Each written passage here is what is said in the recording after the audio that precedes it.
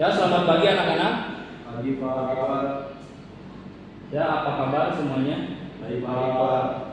Nah, setelah dijelaskan kemarin bahwasanya kita sekarang sudah masuk ke dalam materi tentang fenomena alam. Kalian tahu nggak apa itu fenomena alam?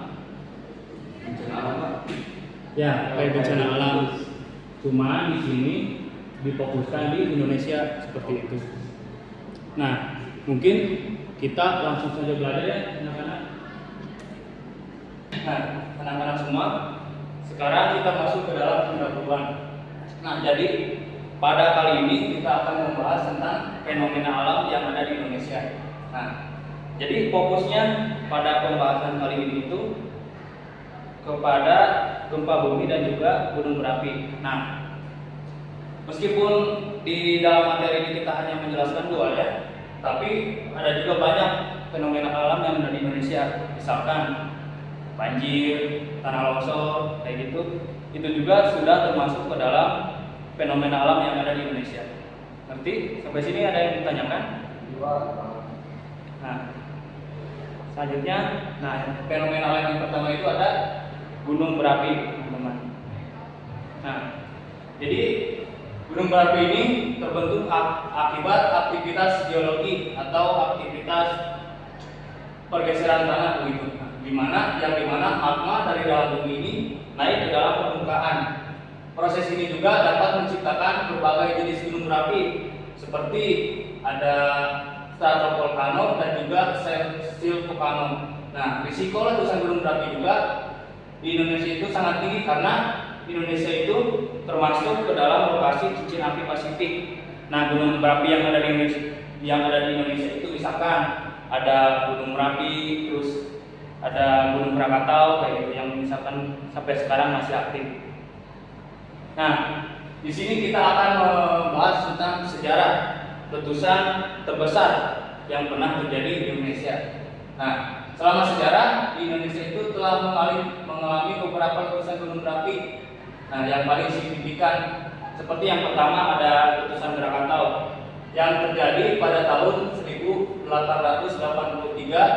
dan letusan Tambora pada tahun 1815. Nah, kedua peristiwa ini juga bukan hanya berdampak pada lingkungan sekitar, tapi juga pada iklim global, jadi mempengaruhi cuaca yang ada di dunia seperti itu. Nah, dengan dampaknya itu terjadi jangka panjang terhadap populasi dan pertanian. Jadi letusan gunung berapi ini juga mengakibatkan lahan pertanian ataupun tanaman yang tumbuh di Indonesia itu menjadi kurang subur seperti itu. Nah, di sini kita akan membahas dampak letusan gunung berapi yang tadi dijelaskan ya, bahwa letusan gunung berapi itu berpengaruh kepada tanaman ataupun tumbuhan begitu. Nah, letusan gunung berapi juga dapat memiliki dampak yang signifikan terhadap lingkungan dan masyarakat. Nah, ini juga termasuk penyebaran material vulkanik yang dapat merusak infrastruktur. Tahu kan infrastruktur bangunan ya, seperti itu. Nah, serta juga lahannya. Nah, selain itu juga letusan ini juga mempengaruhi kesehatan manusia. Nah, akibat awan gas beracun dan partikel debu. Nah, banyak daerah yang terkena letusan juga mengalami kerugian ekonomis.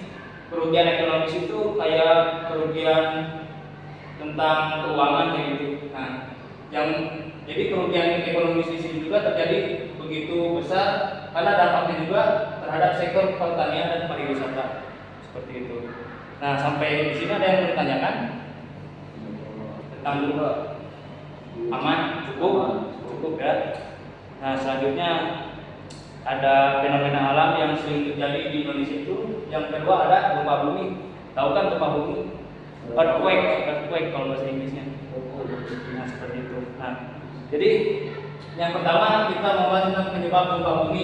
Nah, gempa bumi ini terjadi akibat pelepasan energi yang terjadi ketika lempeng tektonik bertabrakan atau bergeser seperti itu. Nah, menjauh di sepanjang patahan. Nah, ini juga bisa disebabkan oleh aktivitas vulkanik seperti pergeseran lempeng atau kegiatan manusia. Nah, kegiatan manusia ini juga bisa menyebabkan gempa bumi, teman-teman. seperti penambangan dan juga penyimpanan limbah seperti itu juga termasuk ke dalam penyebab dari gempa bumi. Nah, kita akan membahas tentang sejarah gempa bumi di Indonesia. Nah, gempa bumi tentunya tidak hanya terjadi di dunia ya.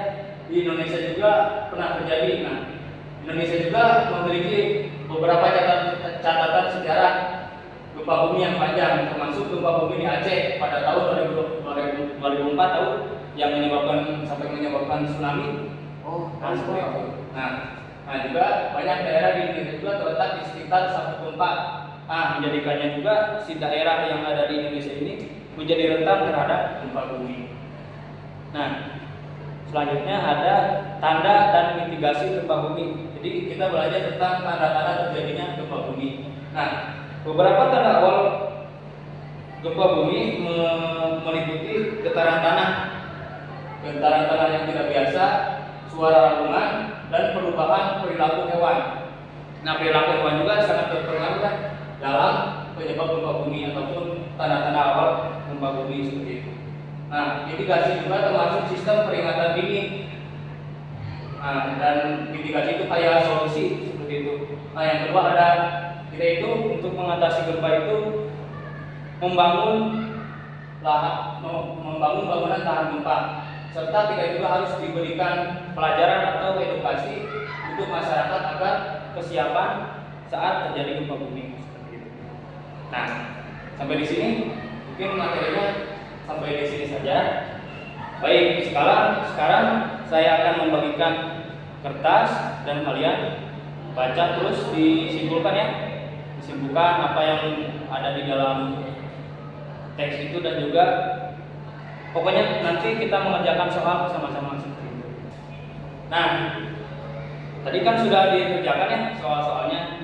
Nah, jadi setelah Bapak nilai, jadi jawaban kalian benar-benar semua ya, karena di sana kan ada caranya menghindari gempa dan juga apa yang harus kita lakukan dalam mengatasi gempa yang terjadi di Indonesia seperti itu.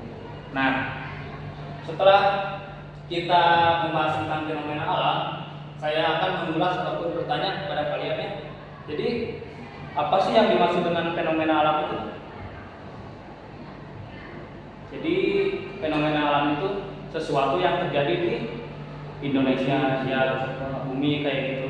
Nah, jadi mungkin dirasa cukup ya materi pada kali ini. Saya akan membacakan tentang kesimpulannya. Nah, jadi kesimpulan kali ini, fenomena alam seperti gunung berapi dan juga gempa bumi ini memiliki dampak yang besar terhadap Indonesia.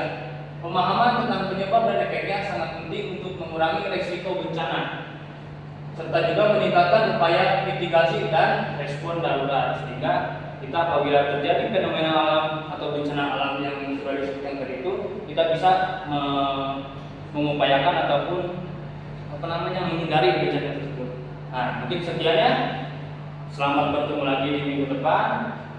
Selamat pagi teman-teman semua.